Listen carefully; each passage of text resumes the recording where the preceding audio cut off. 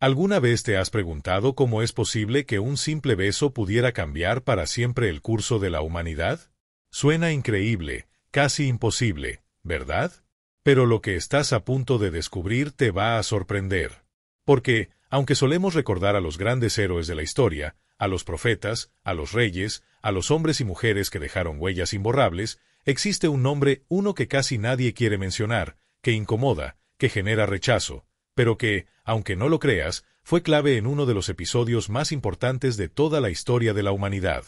Su nombre es Judas Iscariote, sí, el amigo traidor, el discípulo que estuvo tan cerca de Jesús como pocos, y que, con un solo acto, cambió el destino de millones. Y es curioso, porque cuando hablamos de Judas, lo primero que viene a la mente es la palabra traición.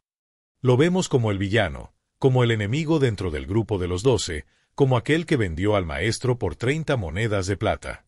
Pero, ¿alguna vez te has detenido a pensar quién fue realmente este hombre? ¿Qué lo llevó a tomar una decisión tan drástica? ¿De verdad fue solo por dinero, o había algo más, algo mucho más profundo, que lo empujó hacia ese camino? Quiero que te pongas en su lugar por un momento. Imagina ser parte del círculo más cercano del hombre que hacía milagros, que sanaba enfermos, que alimentaba multitudes y que hablaba de un reino diferente. Imagina caminar a su lado, escuchar sus palabras, ver con tus propios ojos lo que nadie había visto antes, y aún así, en medio de todo eso, cargar con dudas, frustraciones, miedos y tal vez decepciones. Porque, aunque muchos no lo saben, la historia de Judas es mucho más compleja de lo que siempre nos han contado. Fica conmigo hasta el final, porque lo que vas a descubrir ahora podría cambiar por completo la forma en la que ves esta historia. Judas no fue un desconocido. No era un extraño que apareció de repente. No. Fue uno de los 12. Un amigo cercano. Alguien en quien Jesús, de alguna manera, confió. Y eso abre una pregunta que hasta hoy sigue estremeciendo a millones. ¿Por qué Jesús eligió a Judas sabiendo que lo iba a traicionar? ¿Fue un error o parte de un plan mucho más grande y misterioso? Y aquí es donde las cosas empiezan a ponerse aún más interesantes. Porque la Biblia menciona a Judas, sí. Lo muestra tomando decisiones cuestionables, administrando el dinero del grupo, mostrando señales de ambición, pero también caminando, sirviendo y viviendo junto a Jesús y los otros discípulos durante años. ¿Cómo es que alguien capaz de ver tantos milagros, capaz de escuchar la voz del Mesías, terminó siendo recordado como el mayor traidor de la historia? ¿Tú alguna vez te lo has preguntado? Lo cierto es que la historia de Judas está envuelta en sombras, en misterios no resueltos y en detalles que muchas veces preferimos ignorar. No es cómodo hablar de él. Su nombre, incluso hoy, es sinónimo de traición, de engaño, de deslealtad. Pero, ¿y si hubiera algo más? ¿Y si su papel no fuera tan simple como siempre nos han hecho creer? Porque lo que pocos mencionan es que, sin la traición de Judas, quizás la historia de la cruz y la resurrección no hubiera sucedido de la misma manera. Piensa en eso por un segundo. Lo que estás a punto de descubrir va mucho más allá de lo que siempre te contaron en sermones, en libros o en películas. Prepárate, porque vamos a adentrarnos en una historia olvidada, llena de giros inesperados, preguntas incómodas y verdades que podrían desafiar todo lo que creías saber hasta ahora. Y mientras vamos desentrañando esta historia, es imposible no preguntarse ¿cuántas veces en nuestra propia vida nos hemos sentido traicionados o incluso, siendo muy honestos, cuántas veces nosotros mismos hemos fallado a alguien que confiaba en nosotros? Tal vez no con un beso, ni con 30 monedas, pero sí con palabras, silencios o decisiones que, de alguna manera, también dejaron marcas en quienes nos rodean. Y es ahí donde este relato ya no es solo sobre Judas, sino sobre todos nosotros. Porque, en el fondo, la traición, la decepción y la lucha interna forman parte de la experiencia humana. Y entender lo que ocurrió con Judas no solo es mirar al pasado, es también mirarnos en un espejo que, a veces, preferimos evitar. Por eso, mientras avanzamos en esta historia, quiero aprovechar este momento para abrir un espacio de reflexión contigo. Me encantaría saber, ¿qué piensas hasta aquí? ¿Alguna vez te has sentido identificado con alguna parte de esta historia? ¿Sientes que, de alguna forma, la vida también te ha puesto frente a decisiones difíciles, a dilemas que marcaron tu camino? Es muy valioso que compartas tu opinión aquí abajo en los comentarios, porque créeme, tus palabras no solo enriquecen este espacio, sino que también ayudan a construir una comunidad donde podemos aprender, crecer y reflexionar juntos. Y si este tipo de contenido te está haciendo sentido, si te toca, si te mueve, te pido de corazón que le des like a este video. No imaginas lo mucho que eso ayuda a que esta historia, este mensaje, pueda llegar a más personas. Personas que, quizás como tú y como yo, están buscando respuestas, entendimiento o simplemente una nueva forma de mirar las escrituras y los relatos que, aunque antiguos, siguen teniendo un eco poderoso en nuestro presente. Y claro, si es la primera vez que llegas aquí, o si ya me acompañas desde hace tiempo, pero aún no te has suscrito, te invito a que lo hagas ahora. Suscribirte es la mejor manera de apoyar este proyecto y de asegurarte que no te pierdas ninguno de los próximos videos, porque créeme, lo que viene a continuación te va a sorprender aún más. Cada suscripción, cada like y cada comentario son semillas que permiten que este contenido siga creciendo, tocando vidas y despertando preguntas que, quizás, llevaban mucho tiempo esperando ser hechas. Y ahora, prepárate, porque lo que vas a descubrir a partir de aquí te hará ver a Judas Iscariote con otros ojos. Ahora quiero ir aún más profundo en este asunto, porque entender quién fue realmente Judas Iscariote no es solo mirar a un personaje bíblico con la etiqueta de traidor, es sumergirse en una historia humana, compleja y en muchos sentidos, sorprendente. Su nombre completo, Judas Iscariote, ya lleva consigo un peso simbólico. La palabra Judas proviene del hebreo Yehudá, que significa alabado o alabanza a Dios. ¡Qué paradoja! ¿No? Un nombre con un significado tan noble, cargado de honra espiritual, terminó asociado para siempre a la deslealtad y la traición. Y Iscariote es una referencia geográfica que probablemente significa hombre de Keriot, una aldea ubicada en la región de Judea. Lo que esto nos revela de inmediato es un detalle que pocos notan. Judas era el único de los 12 discípulos que no provenía de Galilea. Todos los demás eran galileos. Él, en cambio, era judío del sur, de Judea. Eso ya lo hacía diferente, alguien de otro entorno, con otra mentalidad, con otra formación cultural, social e, incluso, espiritual. Piensa por un momento en lo que eso representa. En un grupo donde todos compartían una misma identidad regional, donde existía cierta familiaridad entre ellos, Judas era el forastero, el que venía de otra tierra. Probablemente, sus costumbres, su acento, su forma de ver la vida eran distintas. Algunos estudiosos sugieren que este detalle, aparentemente pequeño, pudo haber influido en la forma en que él se relacionaba con el grupo. Tal vez era un hombre más ambicioso, más centrado en lo político, más preocupado por el cumplimiento literal de las promesas mesiánicas que muchos judíos esperaban, un Mesías libertador, un líder capaz de derrocar la opresión romana y restaurar la gloria de Israel. Y es aquí donde empezamos a entender que Judas no era un personaje plano, no era solo el traidor. Era un hombre con expectativas, con ideales, con una mentalidad moldeada por su contexto y por las tensiones de su tiempo. Creció en una Judea cargada de conflictos, dominada por el Imperio Romano, donde los helotes y otros grupos revolucionarios soñaban con un levantamiento que trajera libertad política y soberanía al pueblo judío. Algunos historiadores incluso especulan que Judas pudo haber simpatizado con estas ideas, lo que explicaría, en parte, su decepción cuando comenzó a entender que el reino del que hablaba Jesús no era un reino terrenal, ni militar, ni político. Pero su historia no empieza cuando entrega a Jesús. Antes de eso, hay un camino, una trayectoria que lo llevó a estar allí, a formar parte del círculo más íntimo del Maestro. Judas no fue una elección al azar. Jesús lo llamó, igual que a los otros discípulos. Lo miró a los ojos y le dijo, «Sígueme». Y él aceptó. Caminó con Jesús, aprendió, sirvió, fue testigo de milagros que desafiaban toda lógica humana. Lo vio sanar enfermos, alimentar multitudes, liberar oprimidos. Y aún así, algo dentro de él parecía no estar completamente alineado con lo que Jesús enseñaba.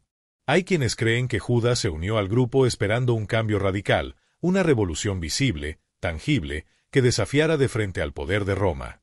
Y cuanto más escuchaba a Jesús hablar de amor, de perdón, de amar a los enemigos, más se rompía dentro de él esa expectativa de un Mesías guerrero. Algunos investigadores señalan que Judas pudo haberse sentido frustrado al ver que ese reino no era lo que él había imaginado. Otros sugieren que su rol como tesorero del grupo, sí, Judas era el encargado de administrar el dinero entre los discípulos, lo puso en contacto con la tentación constante de la codicia y la ambición. Pero la verdad es que su historia es una mezcla compleja de ideales, decepciones, heridas internas y decisiones que lo fueron moldeando. Resulta interesante también pensar en cómo Judas fue percibido durante esos años en que caminó con Jesús. No era, como solemos imaginar, alguien aislado, desconfiable, con mirada oscura y actitud sospechosa. Todo lo contrario. Judas era parte activa del grupo, alguien en quien confiaban lo suficiente como para poner en sus manos la administración de los recursos. Eso, en cualquier grupo humano, es un signo claro de confianza. Nadie entrega el dinero de una comunidad a quien no considera confiable. Lo que esto revela es que, hasta el momento de la traición, su máscara no estaba caída. Era uno más entre ellos.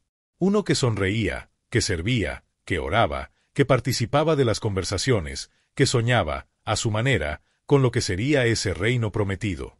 Lo más desconcertante es pensar en cómo se sentía Judas en medio de todo eso. ¿Qué pasaba en su mente cada vez que veía a Jesús abrazar a un leproso, sanar a un paralítico o perdonar a una mujer condenada por la sociedad? ¿Se emocionaba? ¿Se conmovía?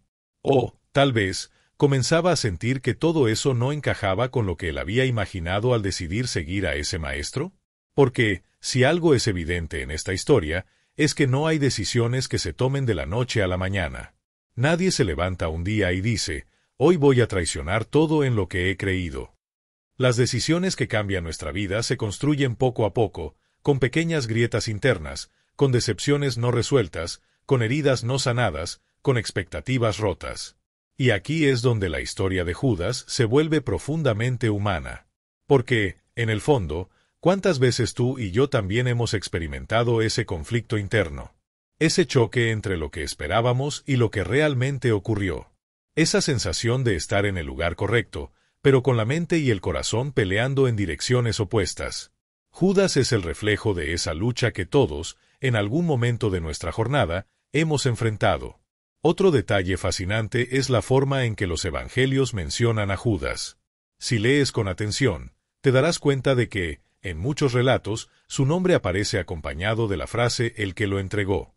Como si los propios escritores sintieran la necesidad constante de recordarnos su rol en la traición. Es casi imposible encontrar su nombre sin esa etiqueta. Pero eso también nos habla de cómo la historia fue contada desde una perspectiva de dolor, de impacto, de necesidad de marcar al culpable. Sin embargo, antes de ser el que lo entregó, Judas fue discípulo. Fue amigo. Fue parte del sueño que ese grupo de hombres y mujeres perseguía junto a Jesús. Y mientras más profundizamos en su origen, en su contexto y en sus motivaciones, más evidente se vuelve que Judas no fue un monstruo aislado. Fue un hombre atravesado por sus circunstancias, por sus heridas internas y por decisiones que, en algún punto, se desviaron del camino. Una desviación que, aunque terminó marcando su nombre con la mancha de la traición, comenzó mucho antes, en esos pequeños momentos en que sus expectativas no coincidían con la verdad que tenía frente a sus ojos. Comenta ahí, eso hace sentido para mí, si de alguna forma este tema te conecta, te mueve o te invita a reflexionar. Porque ahora quiero ir aún más profundo en este asunto. Porque hay una pregunta que nunca deja de retumbar en la mente de quienes se atreven a observar de cerca esta historia.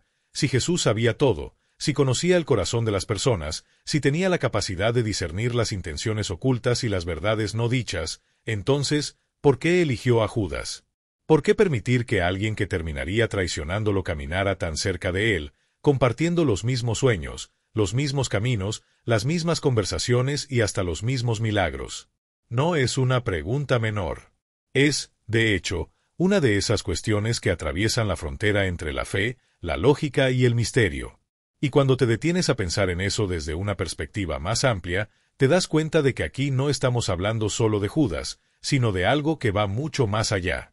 Estamos hablando del propósito, del libre albedrío, de los bastidores de la vida y de cómo algunas piezas, por más incómodas que parezcan, terminan siendo parte fundamental de una historia que debía cumplirse. Porque la elección de Judas no fue un accidente. No fue un error. Fue una decisión consciente, deliberada y profundamente misteriosa. Hay quienes sostienen que Judas fue elegido precisamente porque su rol era necesario, que, de alguna manera, su presencia formaba parte de un plan mayor, de un engranaje que debía moverse para que la cruz, la redención y la transformación espiritual de la humanidad fueran posibles. No es fácil digerir esa idea. Nos confronta. Nos incomoda. Porque rompe con nuestra visión romántica de un grupo de discípulos perfectos, de un círculo inquebrantable de fidelidad y amor. Nos obliga a aceptar que incluso en los espacios más sagrados puede haber sombras, tensiones, dualidades. Y eso, de alguna manera, también refleja nuestra propia realidad. Otra corriente de pensamiento, más centrada en lo humano, sugiere que Jesús eligió a Judas porque creía en la capacidad de transformación de cada ser humano. Porque el amor de Dios es tan radical, tan incondicional, que no descarta a nadie. Judas fue llamado igual que Pedro, igual que Juan, igual que cada uno de los otros discípulos. Fue visto, fue valorado, fue invitado a caminar en la misma jornada de fe y propósito. No porque ya era perfecto, sino precisamente porque no lo era. Porque la espiritualidad auténtica no se construye desde la perfección, sino desde la capacidad de enfrentar nuestras propias sombras, nuestras heridas y nuestros vacíos. Y es aquí donde todo se vuelve aún más revelador. Porque pensar que Jesús, con todo su conocimiento, con toda su sensibilidad espiritual, miró a Judas y lo eligió, nos confronta con una verdad profunda: Dios no llama a los perfectos. Llama a los dispuestos. A los que, incluso con sus luchas internas, con sus contradicciones y con sus pensamientos fragmentados, son capaces de emprender un camino de transformación. Aunque en ese camino, algunos, como Judas, terminen tomando decisiones que los desvían del propósito original. Sin embargo, no podemos ignorar otra posibilidad: que la elección de Judas también fuera un acto de enseñanza. Una lección viva, encarnada, sobre la naturaleza humana, sobre el impacto de nuestras decisiones y sobre cómo, muchas veces, lo que parece ser un error, forma parte de una verdad oculta que solo se revela cuando miramos la historia completa. Porque, al final, sin traición no habría cruz. Sin cruz, no habría redención. Y sin redención, la historia de la humanidad seguiría atrapada en su ciclo de culpa, dolor y desconexión espiritual. Y aún más desconcertante es pensar que Judas no fue empujado. No fue manipulado. Fue un hombre libre. Libre para amar. Libre para seguir. Libre para decidir. Y justamente ahí reside la tensión más poderosa de esta historia, que el amor de Dios es tan inmenso que respeta incluso nuestra libertad de fallar, de elegir el camino opuesto, de alejarnos, aunque eso implique dolor y consecuencias irreversibles. Lo que queda claro en medio de todo esto es que la elección de Judas no fue una anomalía, sino un espejo que refleja las tensiones de la condición humana. Nos recuerda que todos somos capaces de lo más noble, y también de lo más oscuro. Que dentro de cada uno de nosotros coexisten la lealtad y la traición, el amor y la ambición, la fe y la duda. Y que la vida, y la espiritualidad misma, es una danza constante entre esas fuerzas. Comenta ahí: estoy reflexionando sobre esto. Si de alguna forma esta historia te está tocando por dentro, porque ahora quiero ir aún más profundo en este asunto. Ahora quiero ir aún más profundo en este asunto, porque cuando miramos de forma honesta y sin los filtros de la condena que la historia ha puesto sobre Judas, empezamos a darnos cuenta de algo que casi nadie menciona: no todo en su vida fue oscuridad. Es muy fácil mirarlo hoy y reducirlo a la imagen del traidor, como si toda su existencia se resumiera en ese único acto. Pero la verdad oculta, esa que muchas veces queda en los bastidores de esta narrativa, es que Judas fue, durante mucho tiempo, parte viva del movimiento que cambiaría al mundo. No era simplemente un observador distante. Estaba ahí, en el centro, en medio, siendo testigo, participando, sirviendo, aprendiendo. Judas no era un hombre cualquiera entre la multitud. Formaba parte del círculo más íntimo de Jesús, ese grupo selecto de 12 personas que tenían acceso a las conversaciones privadas, a las enseñanzas más profundas, a las instrucciones directas del propio Maestro. Y más que eso, cargaba una responsabilidad que ningún otro discípulo tenía. Judas era el tesorero del grupo. Sí, era el quien cuidaba de la bolsa de dinero, quien administraba los recursos que mantenían a esa pequeña comunidad en pie durante sus viajes, misiones y jornadas. Y eso, por sí solo, Ya rompe muchos de los juicios apresurados que solemos hacer. Porque nadie entrega el dinero de un grupo a quien no confía. ¿Tú lo harías? Yo, definitivamente, no. Y ellos tampoco lo habrían hecho si Judas, hasta ese momento, no hubiera demostrado ser alguien confiable, organizado y responsable. Imagina la escena. Mientras unos se ocupaban de predicar, otros de sanar, de expulsar demonios, Judas estaba gestionando los detalles prácticos. Era probablemente el quien negociaba la compra de alimentos, quien organizaba los alojamientos, quien verificaba si había suficiente dinero para ayudar a los pobres, algo que los evangelios mencionan como una práctica común entre ellos.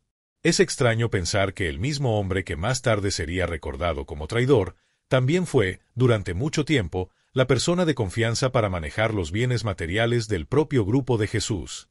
Y esta es una faceta de la historia que rara vez tiene espacio en las conversaciones, porque nos obliga a entender que Judas no comenzó siendo un villano.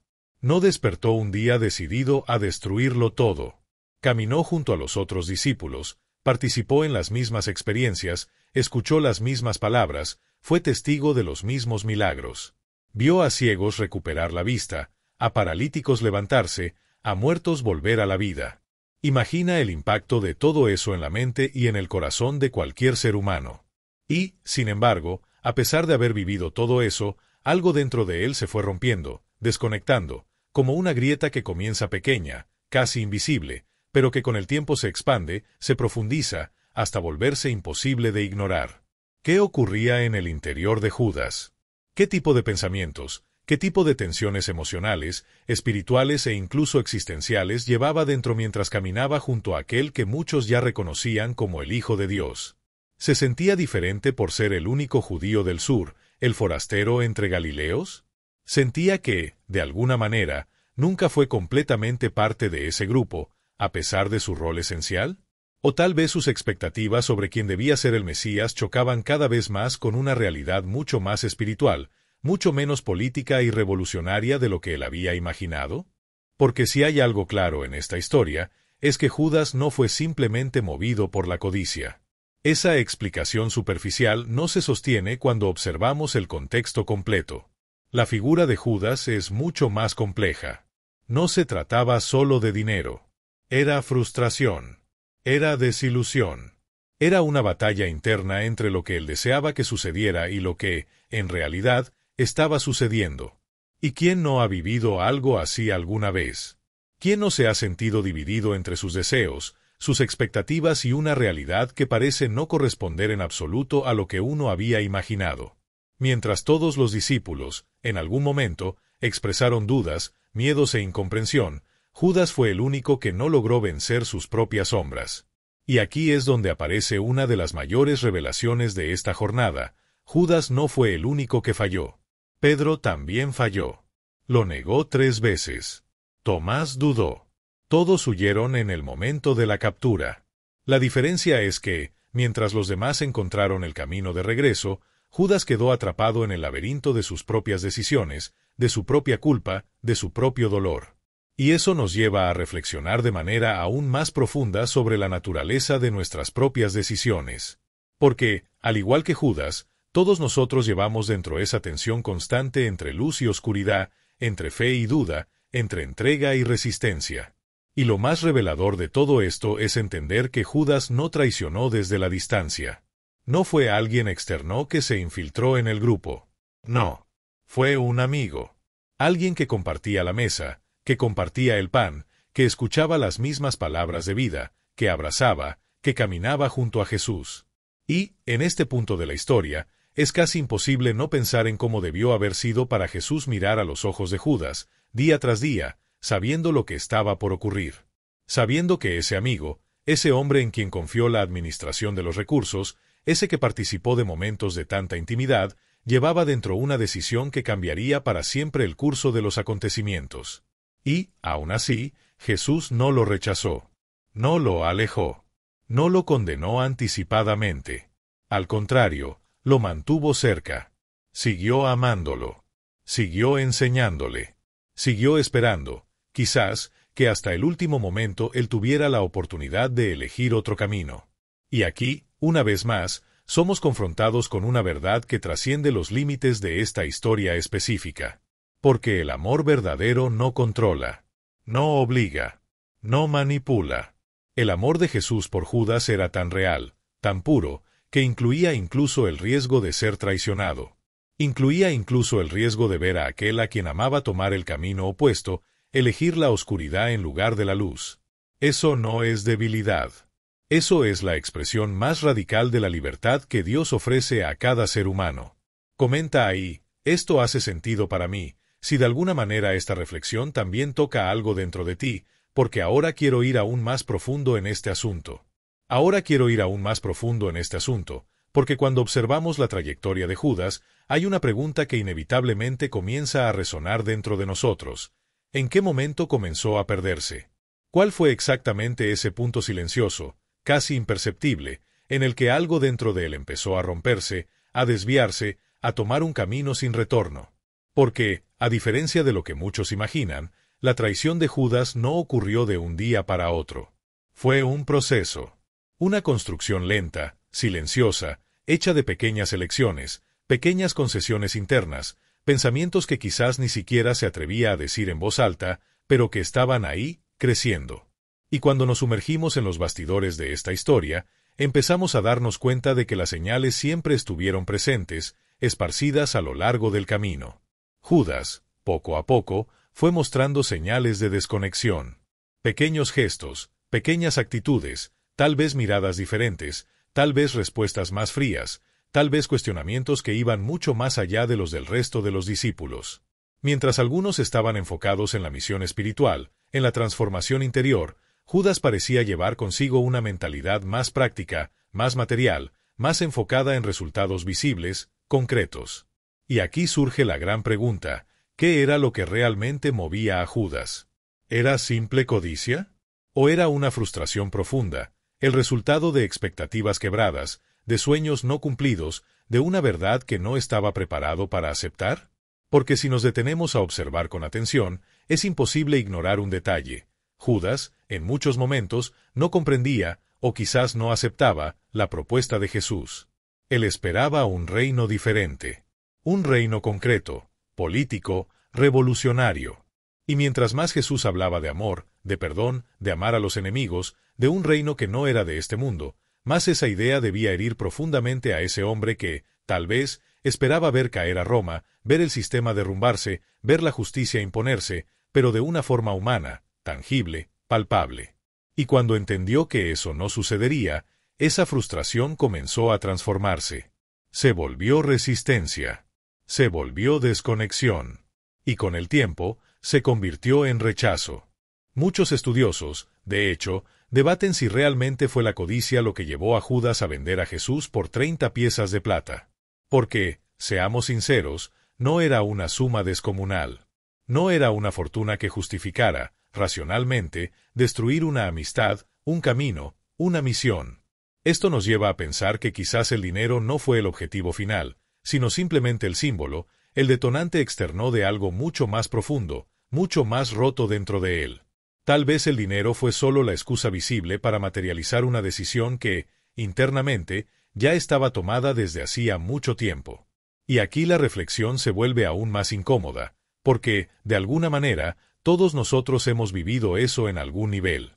Todos hemos pasado por situaciones en las que las pequeñas frustraciones, las expectativas no cumplidas y los desencuentros con la realidad comenzaron a crear grietas en nuestra fe, en nuestras relaciones, en nuestros propios proyectos de vida. Así es como nace la traición. No comienza con un gran acto. Comienza en lo invisible, en el silencio, en las pequeñas concesiones que hacemos dentro de nosotros, creyendo que no importan, hasta que, un día, todo se derrumba. Y Judas, por mucho que la historia lo haya tratado como el villano absoluto, es en realidad un retrato brutalmente honesto de la condición humana. Porque su camino no habla solo de fallas externas. Habla de batallas internas, de guerras que libramos contra nosotros mismos, contra nuestros propios fantasmas, contra dolores que no sabemos cómo nombrar. Y entender eso no es justificar sus actos. No es limpiar su historia. Pero sí es mirar su vida con ojos más maduros, más conscientes, capaces de reconocer que, muchas veces, lo que condenamos en otros es el reflejo de las luchas que también cargamos por dentro. Escribe ahí en los comentarios: estoy en este viaje también. Si esta reflexión te hace mirar de otra manera, no solo la historia de Judas, sino también tu propio camino, porque ahora quiero ir aún más profundo en este asunto. Ahora quiero ir aún más profundo en este asunto, porque cuando llegamos al momento de la traición, es imposible no sentir el peso emocional, casi sofocante, que esta escena lleva consigo. No fue simplemente un acuerdo financiero, no fue solo una transacción fría y vacía. Ese momento representó el punto máximo de una ruptura interna, de una batalla silenciosa que Judas había estado librando por mucho tiempo. Y es justamente por eso que, cuando miramos de cerca, entendemos que no fueron solo 30 monedas de plata. Fue mucho más que eso. Fue el precio simbólico de una desconexión, de una decepción, de un corazón que ya no podía caminar más al lado de aquel que decía ser el Mesías. Imagina la escena. Las calles de Jerusalén estaban agitadas, llenas de expectativa por la Pascua. La ciudad hervía de gente, de comerciantes, de peregrinos, de soldados romanos patrullando las esquinas, de líderes religiosos reunidos en secreto, tramando, planeando estrategias. Y en medio de todo ese escenario, Judas camina con pasos firmes, pero al mismo tiempo cargados de una tensión casi insoportable. Él sabe exactamente a dónde va. Sabe a quién va a encontrar. Sabe lo que va a decir. Y, sobre todo, sabe que a partir de ahí no habrá vuelta atrás. Llega hasta los principales sacerdotes, hombres que desde hacía tiempo buscaban, desesperadamente, una forma de capturar a Jesús sin causar un escándalo entre el pueblo. Sabían que Jesús tenía un impacto enorme en las multitudes, que su mensaje había generado una transformación que iba mucho más allá de lo que ellos podían controlar. Y, de pronto, frente a ellos, aparece Judas, uno de los suyos. No un desconocido. No un espía. Uno del círculo más íntimo. Imagina ese momento. Las miradas se cruzan. El silencio llena el aire por unos segundos. Hasta que Judas rompe esa tensión con una frase que quedaría grabada para siempre en la historia: ¿qué me darán si se lo entrego? Y en ese instante, el ambiente cambia.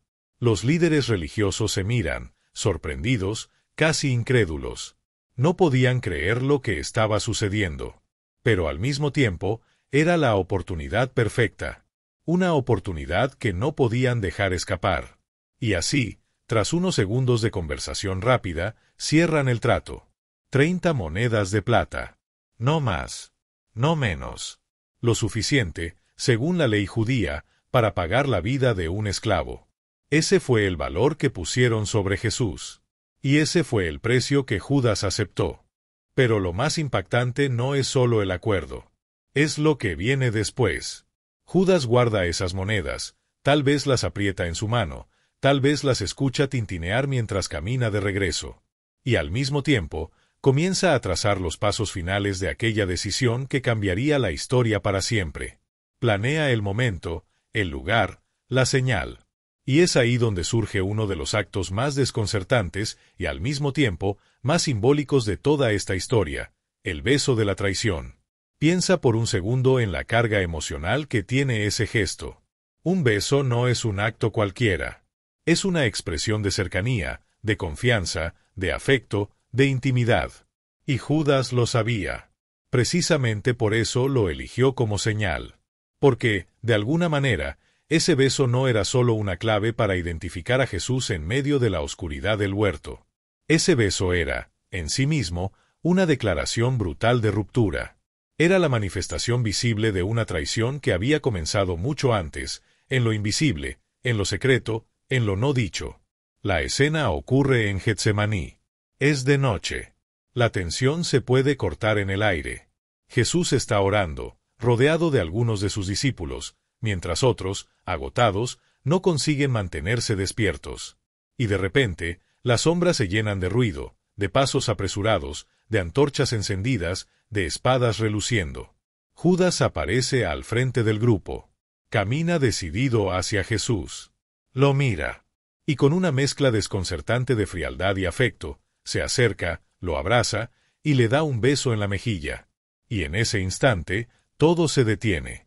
Porque ese no es un beso cualquiera.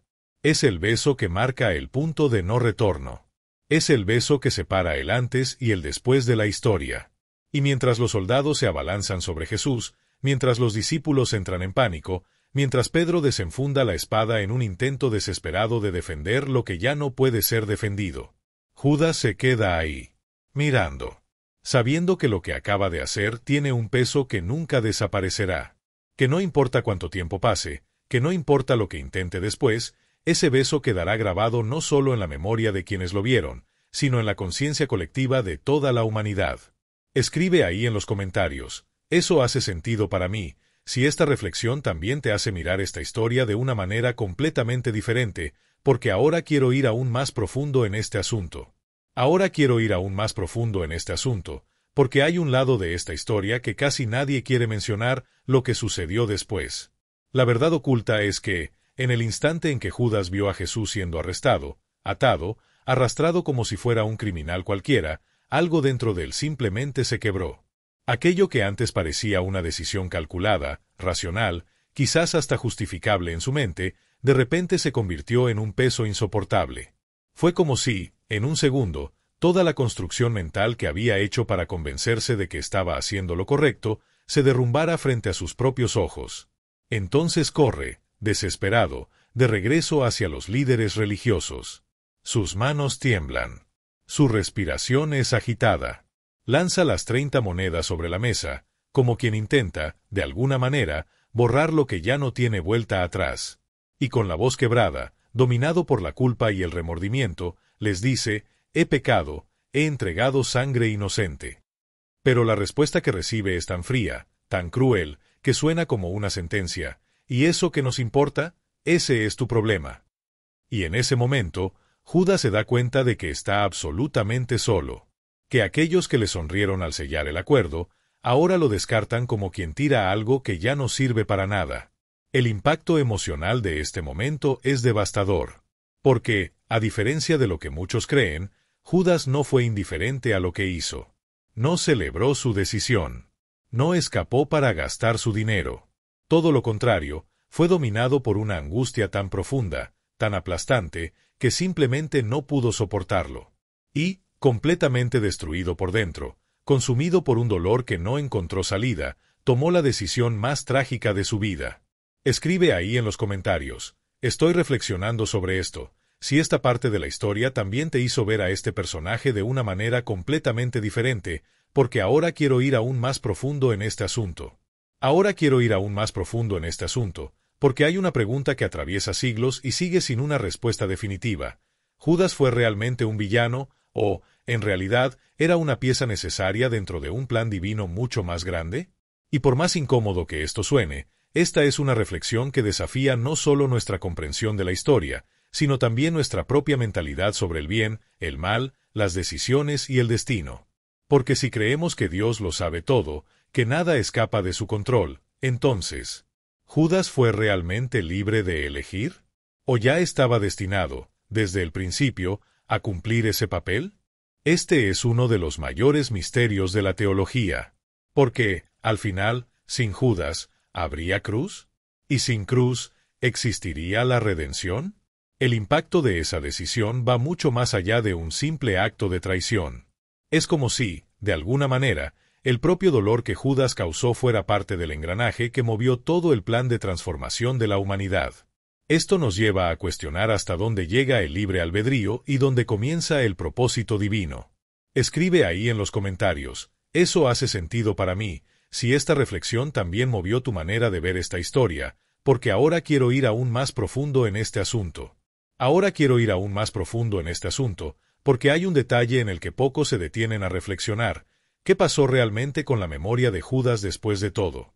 Es como si, de repente, hubiera sido completamente borrado de la historia, arrojado a las sombras más profundas de la humanidad, condenado no solo por quienes vivieron en aquella época, sino por todas las generaciones que vinieron después. Su nombre se convirtió en el sinónimo absoluto de traición. Ningún padre pone el nombre de Judas a su hijo. Ninguna cultura intenta resignificar quién fue. Su imagen fue destruida, desfigurada, transformada en el mayor ejemplo de error, caída y ruina espiritual. Y eso revela algo muy fuerte sobre cómo lidiamos con quienes fallan, con quienes se equivocan, con quienes rompen nuestra confianza. La historia no quiso recordar que, antes que nada, Judas también fue discípulo, amigo, parte de la jornada. Prefirió borrarlo, cancelar su memoria, convertirlo solo en el símbolo de todo lo que no queremos ser. Escribe ahí en los comentarios: estoy reflexionando sobre esto, si esto también mueve tu percepción, porque ahora quiero ir aún más profundo en este asunto. Y bueno, si llegaste hasta aquí, creo que esta historia te tocó tanto como a mí. Porque, al final, la vida de Judas nos deja preguntas que van mucho más allá de la traición. Nos habla de decisiones, de batallas internas, de cómo las expectativas rotas pueden transformar nuestro camino, y de cómo, muchas veces, la línea entre el error y la redención es mucho más delgada de lo que imaginamos. Si esta reflexión te hizo pensar, si te removió por dentro o te ayudó a ver las cosas desde otro ángulo, te invito a que te suscribas. Porque aquí siempre vamos a profundizar en historias que no suelen contarse de esta manera, con verdad, con mirada humana, con sentido. Dale like si sientes que este mensaje te aportó algo en tu jornada. Y mira, me encantaría saber quiénes llegaron conmigo hasta este punto, así que escribe en los comentarios: estoy con este viaje hasta el final. Así sabré que este mensaje también hizo eco en tu vida. Y no te vayas todavía. Aquí al lado te dejo un video que complementa perfectamente esta conversación. Haz clic y seguimos esta reflexión juntos. Te aseguro que lo que vas a descubrir allí también te va a sorprender.